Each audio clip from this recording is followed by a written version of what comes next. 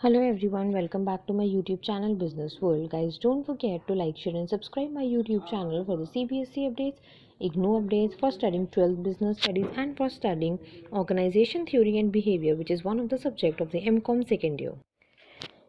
So yes guys, as we were discussing about the advantages and disadvantages of the formal organization, now we will discuss about the advantages of the informal organization.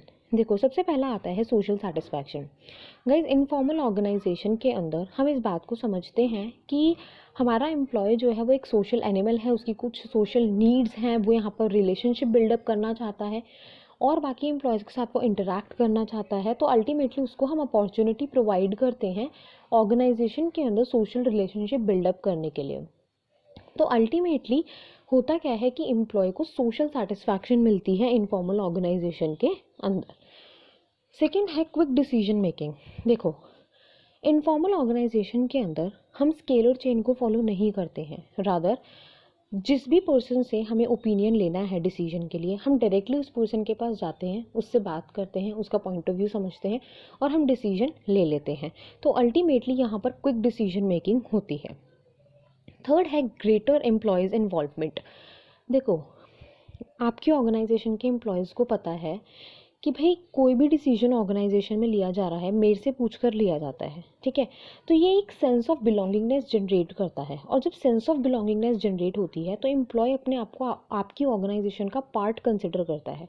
तो ultimately वो ज़्यादा involvement आपके और अपने goals दोनों के लिए ही वो दिखाता है.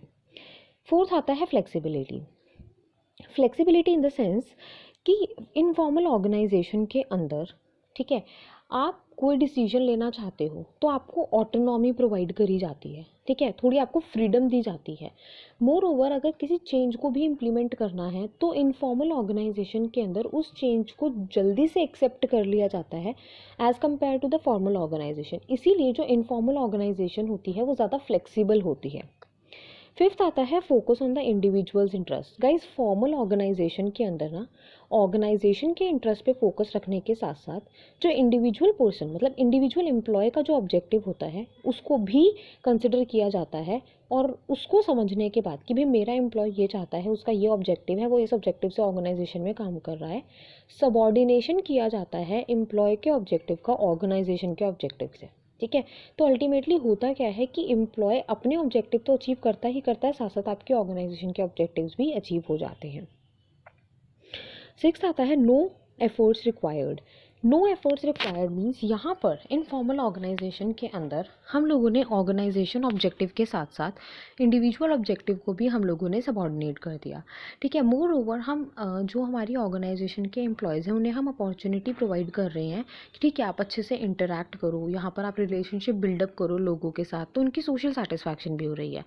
तो हमें कोई एफर्ट करने की ज़रूरत नहीं होती है उनको मोटिवेट करने के लिए. वो हमेशा सेल्फ मोटिवेटेड रहते हैं, even more focused on their work, ठीक है. लास्ट हमारे पास आता है guys accurate feedback. Informal organisation के अंदर किसी भी एम्प्लॉय के बारे में हमें अप्रोप्रिएट फीडबैक मिलता है. कैसे मिलता है? देखो, मान लो मैं हूँ और कोई मेरी फ्रेंड है ऑर्गेनाइजेशन के अंदर, ठीक है, हम किसी थर्ड पर्सन के बारे में बात कर रहे हैं. तो मेरी फ्रेंड ने मुझसे पूछा कि यार तेरे को जो सीमा है वो कैसी लगती है. मान लो मैंने ये चीज़ बोल दी, यार मुझे ना इस मैम के अंदर थोड़ा सा एटीट्यूड लगता है. किसी दिन प्रिंसिपल सर ने मेरी फ्रेंड को बुला लिया और उन्होंने उससे पूछा कि बताओ प्रेरणा का ना सीमा के बारे में क्या पॉइंट ऑफ व्यू है. तो मेरी फ्रेंड जाके क्या बोलेगी कि सर प्रेरणा को ना सीमा का एटीट्यूड कम पसंद है.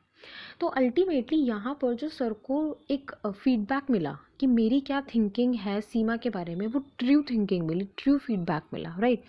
तो गाइज, इसीलिए इनफॉर्मल ऑर्गेनाइजेशन के अंदर जो एम्प्लॉयज़ से हमें फीडबैक मिलता है वो हमें एक्यूरेट फीडबैक मिलता है. सो गाइज, ये 7 पॉइंट्स हैं जो आप एडवांटेजेस में लिख सकते हो. बुक के अंदर इन्होंने गड़बड़ ये करी हुई है कि पहली बात तो इन्होंने एडवांटेजेस में 3 से 4 पॉइंट्स दिए हुए हैं, रिमेनिंग इन्होंने फीचर्स में डाले हुए हैं, और ऊपर से फीचर्स में जो पॉइंट डाले हुए हैं ना गाइज वो इन्होंने एडवांटेजेस में रिपीट किए हुए हैं. तो मैंने यहाँ पर कुछ पॉइंट्स तो बुक वाले कंसिडर किए हैं और कुछ मैंने अपनी तरफ से ऐड ऑन किए हैं जो शायद आपको कहीं और नहीं मिलेंगे. So guys, don't forget to subscribe. Still कोई डाउट हो तो कमेंट बॉक्स में लिख देना, I will clear your doubt. Bye bye everyone, stay tune. Tomorrow we will discuss about the disadvantages of the formal organisation. Thanks everyone.